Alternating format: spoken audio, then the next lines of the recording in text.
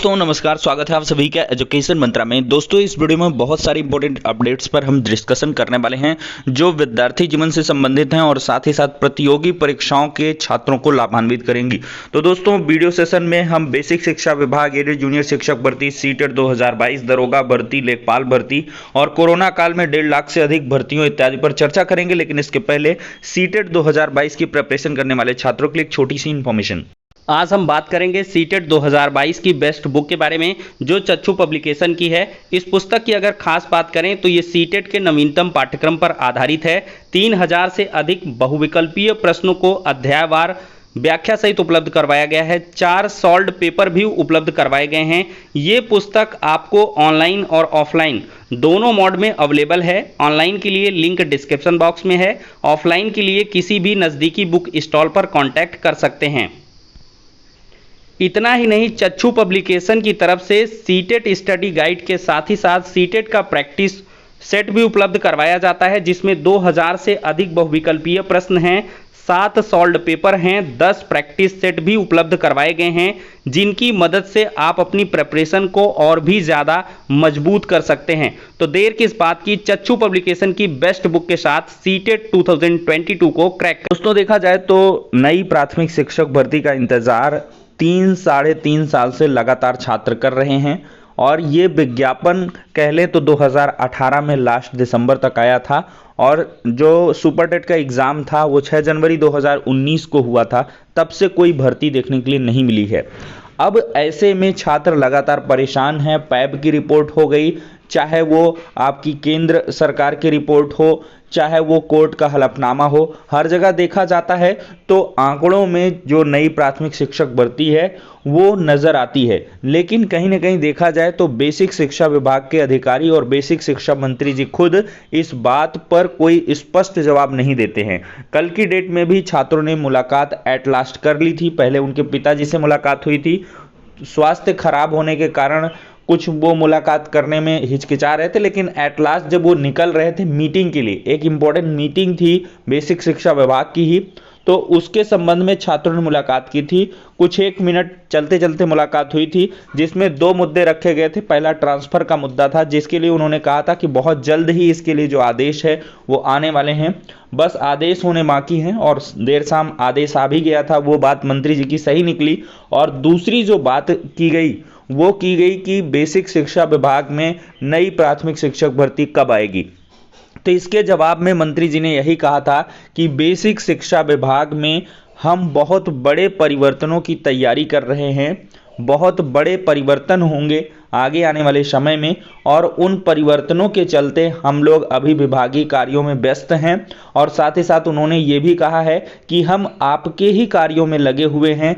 जो नवीन नामांकन है या कह लें पूरा छात्रांकन है बच्चों का, वो नौनिहालों का 2 करोड़ के करीब हो चुका है।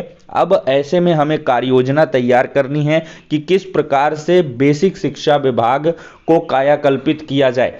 तो स्पष्ट तौर पर देखा जाए तो बेसिक शिक्षा मंत्री जी ने डायरेक्टली तो नहीं कहा, लेकिन इनडायरेक्टली 2 करोड़ नामांकन की जो बात कही गई है कि अब 2 करोड़ रजिस्ट्रेशन हो गए हैं बेसिक शिक्षा विभाग में, तो अवश्य ही निकट भविष्य में जो नई प्राथमिक शिक्षक भर्ती है उसकी बुनियाद अवश्य रख दी गई है। क्योंकि जितना ज़्यादा छात्रांकन होगा उतनी ज़्यादा संभावनाएं होंगी कि नई प्राथमिक शिक्षक भर्ती निकल के आए। तो दोस्तों, आगे आने वाले समय में बहुत सारे बदलाव तो होने ही हैं। आप लोग देख ही रहे होंगे कि इस टाइम अगर समाचार पत्र आप उठा के देखें तो हर दिन बेसिक शिक्षा विभाग के हर एक जनपद में सघन जो चेकिंग है वो की जा रही है। और साथ ही साथ देखा जाए तो यहाँ पर टैबलेट भी बांटे जाएंगे। हर विद्यालय में 2 टैबलेट रहेंगे। एक यहाँ पर देखा जाए तो एडमिनिस्ट्रेटिव वर्क के लिए रखा जाएगा, दूसरा टीचर्स के लिए टैबलेट होगा और उसके माध्यम से हाजिरी वगैरह होना और मिशन प्रेरणा और साथ ही साथ जो पठन पाठन की चीज़ें हैं वो ई कंटेंट के तहत प्रोवाइड की जाएंगी। तो ये सारे परिवर्तन हैं जिनकी बेसिक शिक्षा मंत्री जी बात कर रहे हैं। और साथ ही साथ जो ट्रांसफ़र है उसकी भी जो गाइडलाइंस हैं वो आ चुकी हैं कि किस प्रकार से कैसे ट्रांसफ़र होगा कल की डेट में। तो ट्रांसफ़र भी बहुत जल्द होंगे और ये प्रक्रिया दिसंबर माह तक पूरी करनी होगी, तो उससे क्लियर हो जाएगा कि कितने नंबर ऑफ पोस्ट वैकेंट निकल के आ रहे हैं। तो दोस्तों ये हो जाता है कल की मीटिंग का सार। अब बढ़ते हैं एडेड जूनियर शिक्षक भर्ती की तरफ। दोस्तों एडेड जूनियर शिक्षक भर्ती के लिए लगातार छात्र परेशान हैं, कमेंट में भी पूछते रहते हैं कि सर एडेड जूनियर शिक्षक भर्ती का अब क्या हो रहा है।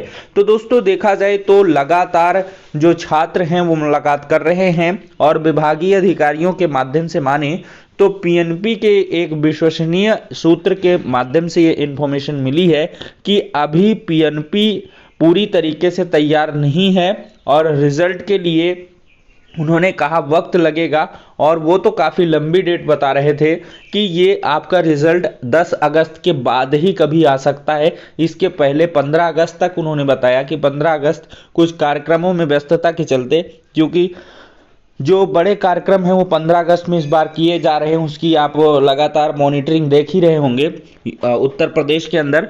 तो इस वजह से देखा जाए तो 10 से 15 अगस्त के बाद ही रिजल्ट के लिए उन्होंने कहा है। अब इस बात में कितनी हकीकत है ये तो आगे आने वाला निकट जो समय है वो ही तय करेगा। लेकिन एक बात तो यहाँ से स्पष्ट है दोस्तों कि जो सुगबुगाहट है वो पूरी तरीके से नहीं आ रही है। तो एडेड जूनियर शिक्षक भर्ती के लिए अभी आपको कम से कम 10 अगस्त तक का इंतजार करना होगा। 10 अगस्त के बाद ही आपको कुछ मैं एडिशनल अपडेट जो है वो दे पाऊंगा। अब दोस्तों सीटेट 2022 पर हम बात कर लेते हैं। दोस्तों सीटेट की जो शॉर्ट जो है नोटिस है वो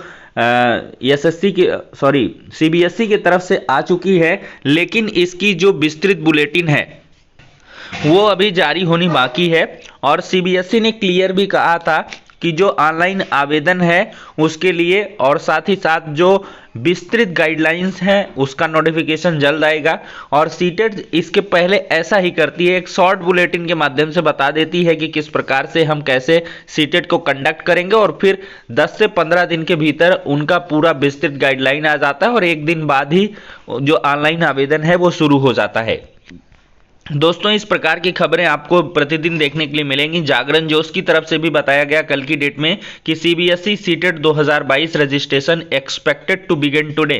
तो यानी कि ये कह रहे थे कि 21 जुलाई को ही शुरू हो जाएगा। तो मतलब 1 से 2-4 दिन का आप इंतजार करिए। अब इस हफ्ते तो संभावना नहीं है, नेक्स्ट वीक ही वर्किंग डे होगा और तभी आपका जो मतलब नोटिफिकेशन है वो आ सकता है। और मे बी मंडे से जब आपके ऑनलाइन रजिस्ट्रेशन है वो शुरू हो जाए और इसके लिए प्रोसेस शुरू हो जाए। तो बहुत जल्द प्रोसेस शुरू होने वाला है, उसमें कोई दिक्कत नहीं है। जुलाई में तो ये 100% शुरू होगा, क्योंकि इनको अगस्त भर में पूरा 1 महीने आवेदन लेना होगा, फिर सितंबर अक्टूबर नवंबर कम से कम 2-2.5-3 महीने इनको तैयारियां करनी होंगी सीटेट के लिए। और पूरे महीने भर देखा जाए तो दिसंबर महीने में पूरा इनका एग्जाम होगा, क्योंकि ऑनलाइन मोड से एग्जाम होगा और कई चरणों में ये परीक्षाएं होंगी।